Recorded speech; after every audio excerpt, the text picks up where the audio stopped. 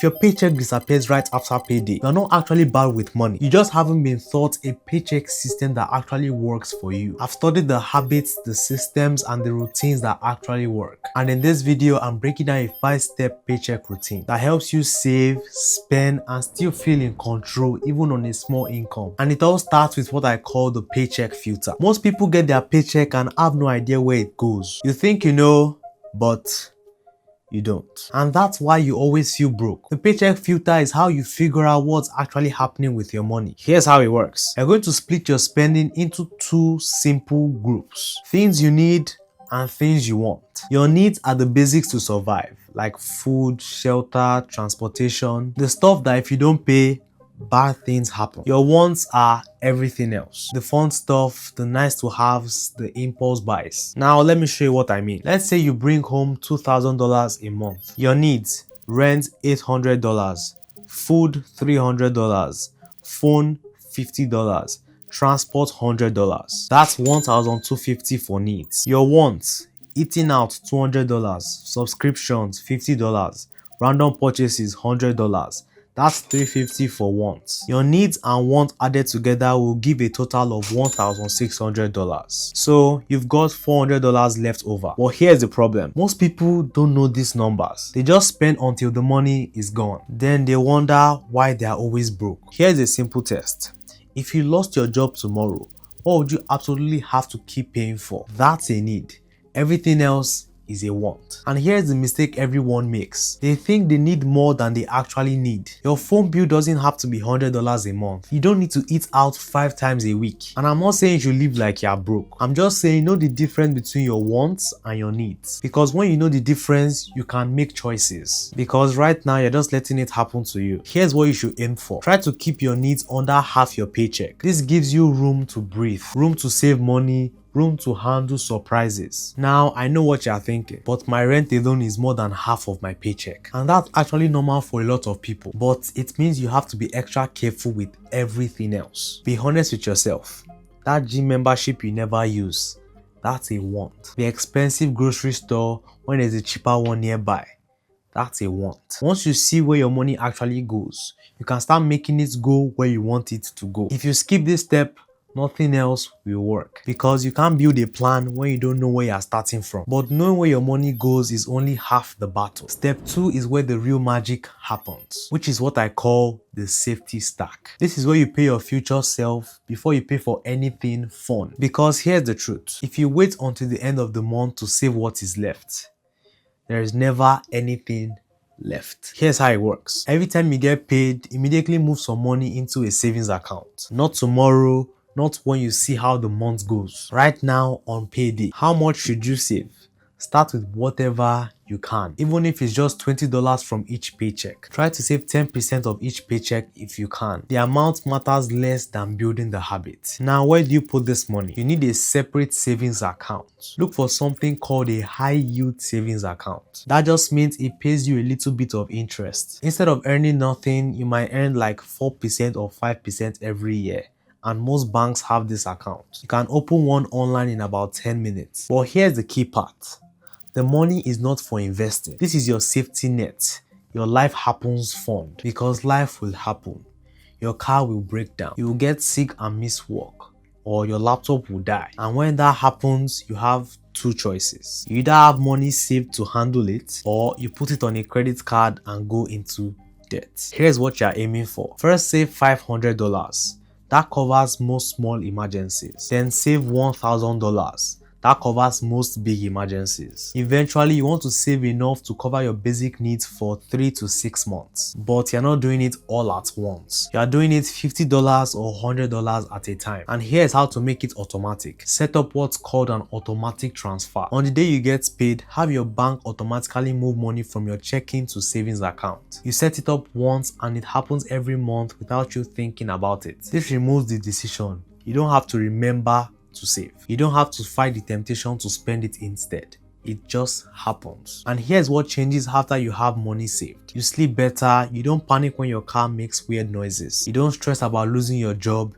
You feel like an adult that has their life together. And most people your age don't have anything saved. By just doing this one step, you are ahead of most people. But there's one thing that can silently destroy all this progress. Which brings us to step 3, where we fix the leak. Because you can't fill a bucket that has a hole in the bottom. And for most people, that hole is debt, especially credit card debt. Let me explain what debt actually does to you. When you owe money on a credit card, you don't just pay back what you spent. You pay back extra every single month. And that extra money is called interest. Let's say you owe $1,000 on a credit card at like 20% interest. If you only make minimum payments, you pay about $25 extra every month. That's $300 a year going to the credit card company for nothing. And it will take you 5 years to pay it off. You end up paying almost $2,000 total for $1,000 worth of stuff. That's why debt keeps you broke. And here's how you fix it. First,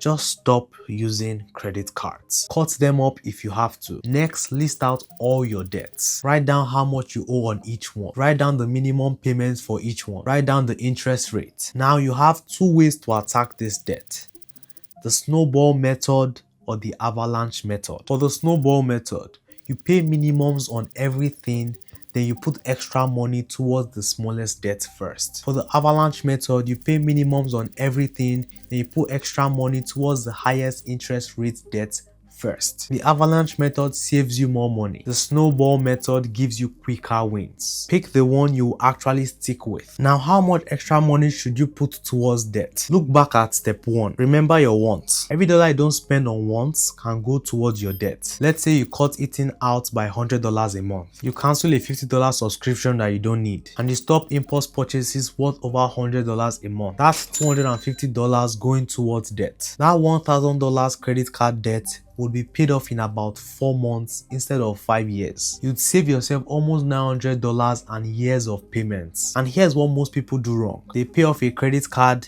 and celebrate by using it again. Don't do that. When you pay off a particular debt, take all that money and put it towards the next debt. Or if you don't have any other debt, put it towards savings and investing. Because here's the truth about debt. Every payment to a credit card company is a payment that you can't make to yourself. Debt keeps you stuck.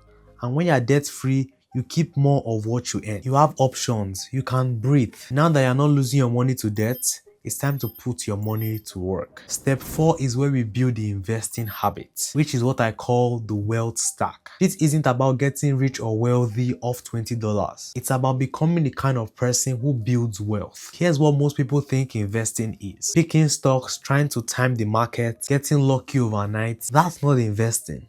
That's gambling. Really investing is boring, and that's exactly why it works. When you invest money, you're buying tiny pieces of companies. When those companies make money, you make money. It happens slowly over years and decades, but it happens. Let me show you why starting early matters. If you invest $50 every month starting at age 18, by age 65 you will have about $220,000, and you only put $28,200 of your own money. The rest is compound interest, your money making money. If you wait until 35 to start, you'll only have about $76,000. Waiting 17 years costs you about $144,000. All I can say is time is your biggest advantage when you are young. Here's the secret. You don't need to pick individual stocks. You're going to buy something called an index fund. An index fund is like buying tiny pieces of like 100 companies all at once. The most popular ones track the S&P 500. That's the 500 biggest companies in America. When you buy it, you own a slice of all of them. You don't have to worry about picking winners or losers. Over long periods, the whole market goes up. The S&P 500 has averaged about 10% per year for the last 100 years. Some years up, some years down, but on average 10% per year. And you need a brokerage account to do this. If you're in Canada, you can use a TFSA, which is a tax-free savings account. If you're in the US, you can use a Roth IRA, which is a Roth individual retirement account. Both accounts let your money grow tax-free, and you won't pay taxes when you take it out. Think of TFSA and Roth IRA like a box that holds your investments. You still choose what to put in that box, like an index fund or an ETF, but the box gives you major tax advantages. You can open these accounts online in about 15 minutes. Start with whatever you can, even if it's just $25 a month, because the key is to make it automatic. Set up automatic transfers and purchases. This way you invest every month without even thinking about it. And here's the mindset shift. This money is not for next year, it's for future you. The you who is 40, 50 or 60. Some months your account will go down. That's normal. Don't panic, don't sell. Just keep buying. When the market goes down, you are buying stocks on sale. This requires patience and discipline, but it's the most reliable way to build wealth over time. This step is about becoming an investor, someone who builds wealth slowly and steadily. But there's one step that makes all of this 10 times easier, which brings us to step 5. The earning engine. Because you can only cut back so much, but how much you can earn, that's limitless. Here's what most people do wrong. They focus all their energy on saving pennies, but they never think about earning more dollars. That's backwards. Let's say you spend an hour looking for coupons to save $10. What if you spend that hour learning a skill that could get you a $2,000 raise? Which one changes your life more? This is why focusing on earning more is so powerful. There is no limit to how much you can earn. You can always learn new skills.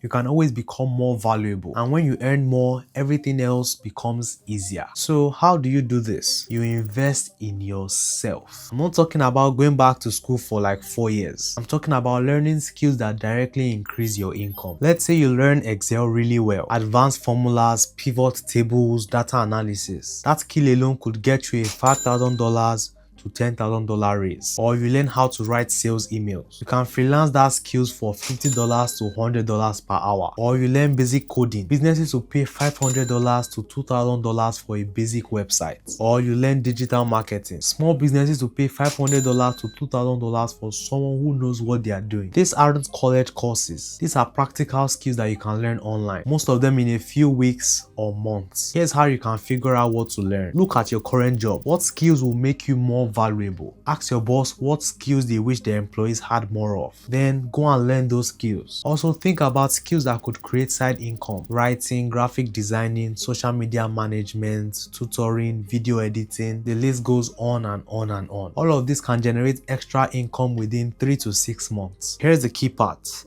You need to budget for this. Take 10 to 20% of your income and invest it in yourself. Buy online courses, buy books, buy tools that you need. This isn't spending money. This is investing money with the highest possible return. Let's say you spend $500 on a course that gets you a $2,000 raise. That's a 300% return in the first year alone. Compare that to the stock market's 10% average return. Which is the better investment? And here's the thing about investing in yourself. Nobody can take it away from you. The skill is in your head and it's yours forever. They compound over time. Each new skill makes you more valuable. The strongest financial position to be in is knowing that you can always earn more. Your income isn't fixed. It's determined by how valuable you make yourself. And that's completely under your control. You can't budget your way to freedom, but you can earn your way there. Now you've got the routine.